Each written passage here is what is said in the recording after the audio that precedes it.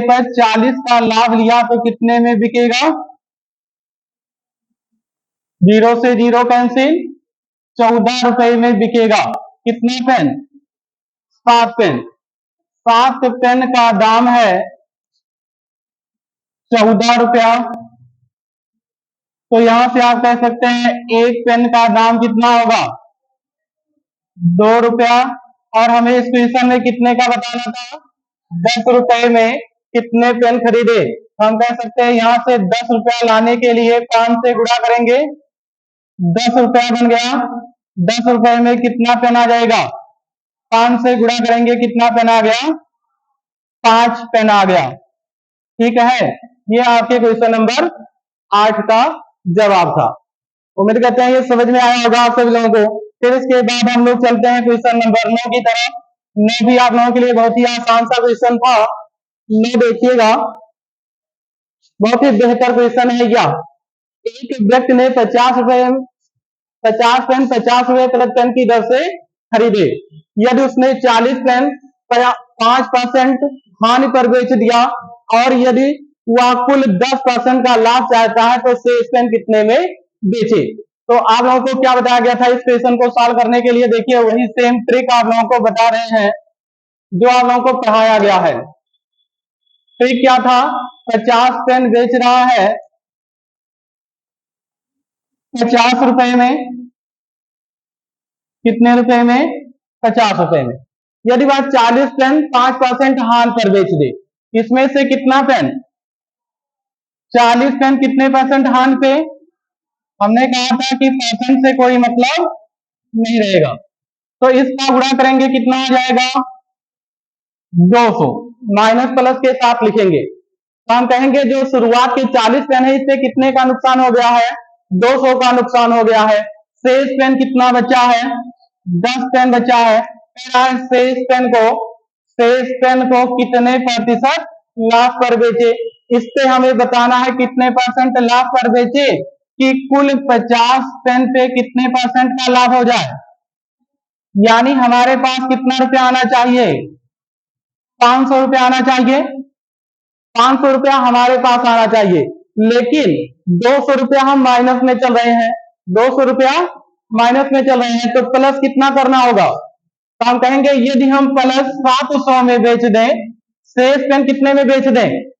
700 में बेच दें तो हमारे पास कितना बच जाएगा? 500। तो 10 के साथ कितने से गुणा कर दें कि 700 हो जाए? 70% से करेंगे ना। आंसर कितना आ जाएगा? आंसर कितना आ जाएगा बताइए? शेष पेन को 70% के लाभ पर बेचना होगा। कितने परसेंट लाभ पर बेचना होगा? 70% लाभ पर बेचना होगा। तो हमारे पास जो है कुल 50 पेन का दाम कितना बन जाएगा? 10% लाभ पर बन जाएगा। क्लियर है इतना? क्वेश्चन नंबर 8 समझ में आया है तो ऐड कर दें। चलिए क्वेश्चन नंबर 10 की तरफ चलते हैं। क्वेश्चन नंबर 10 आप लोगों को बहुत ही आसान तरीके से बताया गया था। क्वेश्चन नंबर 10 क्या बताया गया बताइए? हमने कहा था जो क्वेश्चन जैसे लिखा है वैसे आप बना दीजिए। कह रहा है 18 वस्तुओं का क्रय मूल्य, तो आप कह दीजिए 18 गुणे सीपी। क्रय मूल्य बोलेगा तो सीपी। और कह रहा था 12 वस्तुओं के विक्रय मूल्य, तो 12 गुणे एसपी। पहले इनको काट सकते हैं, कितने से काट सकते हैं? 6 से। 6 तिया 18, 6 से काटेंगे 6 दूना 12। अब हमें करना है कि इन दोनों का आपस में गुणा करें, जो वैल्यू आए वही वैल्यू इन दोनों का गुणा करने पर आना चाहिए। तो इस वजह से 3 और 2 का एलसीएम लेंगे। 3 और 2 का एलसीएम लेंगे, कितना बनेगा? बताइए सीपी निकालने के लिए क्या करना होगा? इस 6 में 3 से भाग, तो क्रय मूल्य कितना बन गया? 2 बन गया। और जब हम 2 से 6 में भाग करेंगे तो विक्रय मूल्य 3 बन गया। प्रॉफिट कितने का हुआ? 1 का कितने पर हुआ? 2 पर हुआ। परसेंट के लिए 100 से गुणा करेंगे, कितना आ जाएगा? 50%। क्लियर है इतना? 50%। ये तो आसान सा क्वेश्चन था, सबको बता गया था। चलिए फिर क्वेश्चन नंबर 11 पे चलते हैं। देखिए बहुत ही शानदार क्वेश्चन है क्वेश्चन नंबर 11। ये सभी क्वेश्चन आपके एसडी यादों में है। क्वेश्चन नंबर 11 कह रहा है, गीता ने भूमि का एक प्लाट 96,000 रुपए में खरीदा। देखिए क्वेश्चन कैसे फंसाएगा। रुपया दिया है, यहाँ पे दिया है, इसने उसका 2/5 भाग 6% हान पर बेच दिया। अब वह शेष भाग को कितने पर बेचे कि 10% लाभ कमाना चाहते, तो शेष भाग को कितने % पर बेचे। सेम वही क्वेश्चन है ना। तो आपको ध्यान नहीं देना, इस पर बिल्कुल भी ध्यान नहीं देना। ध्यान किस पे देना है, इस भाग पे।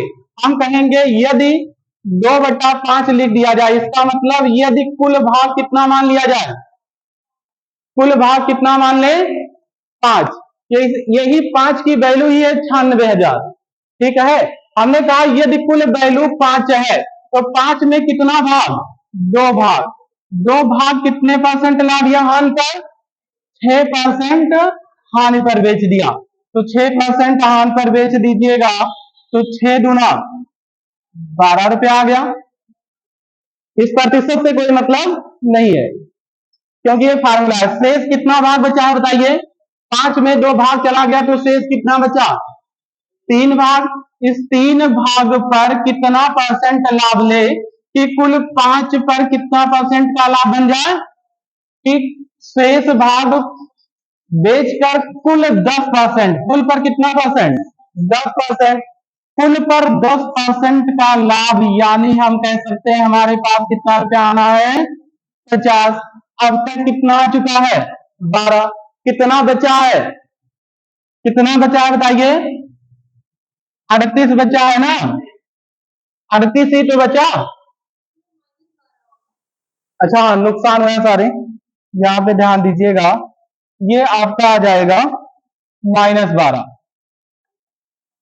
ये जो है आपका -12 होगा, क्योंकि नुकसान हुआ था, नुकसान हुआ है तो -12 हो गया है।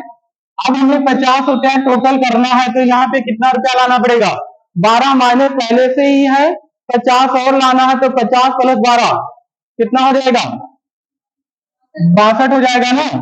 कितना % लाभ, 62/3%। अब इसी को सॉल्व कर दीजिएगा, 62/3 सॉल्व करेंगे, 20 तिया 60 हो गया, 2 बच गया, ऊपर रख दीजिएगा, 3 को आप नीचे रख देंगे, तो हमारा आंसर कितना आ गया, 20 सही 2/3%।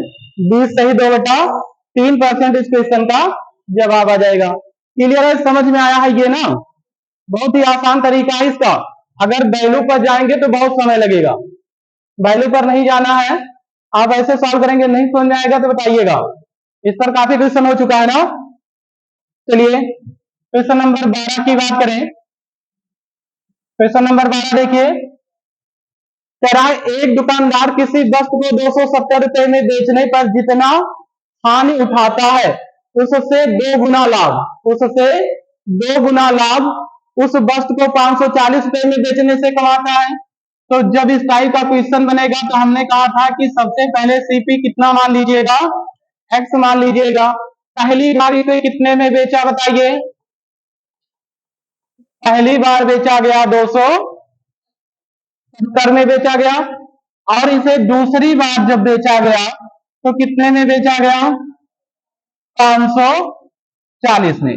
इसके बाद यहाँ पे ध्यान देना, कह रहा है कि उससे 2 गुना लाभ कमाता है। कब 2 गुना लाभ कब कमाता है, जब वह पहली बार 270 में बेचता है। तो जितना हानि उठाएगा, मान लेते हैं 1 रुपए का हानि उठाया है, तो फायदा कितने का लेगा, 2 का, इसका 2 गुना। ठीक है, तो हम कह सकते हैं इनके बीच का अंतर कितना बनेगा बताइए, 3, और इनके बीच का वास्तविक अंतर 270। दोनों को हम बराबर कर सकते हैं, 3 की वैल्यू 270, कितना गुना ज्यादा है, 90 गुना ज्यादा है। तो 1 की वैल्यू भी कितना बन जाएगा, 90। हम कह सकते हैं विक्रय मूल्य 270, नुकसान हुआ 90 का, तो क्रय मूल्य कितना आ जाएगा। इसको ऐड कर देना होता है ना जब नुकसान होगा, तो ऐड कर देंगे, कितना बन जाएगा, 360 क्रय मूल्य आ गया। पूछ रहा था कि यदि वह उसे 20% नाप पर बेचता है, अगर क्रय मूल्य 360 है और प्रॉफिट लेना चाहता है कितने का, 20% का। क्लियर है इतना? तो कह रहा है कि विक्रय मूल्य कितना होगा, तो हम कह सकते हैं कि जो सेलिंग प्राइस होगा वह हो जाएगा 360 गुणे, इसे 100 में ऐड कर देंगे, कितना बन जाएगा, 120/100। जीरो से जीरो कैंसिल, सॉल्व करेंगे, 12 छक 72, 7 बचा है, 12 तिहा 36, 7 43, 432 इस क्वेश्चन का जवाब होगा।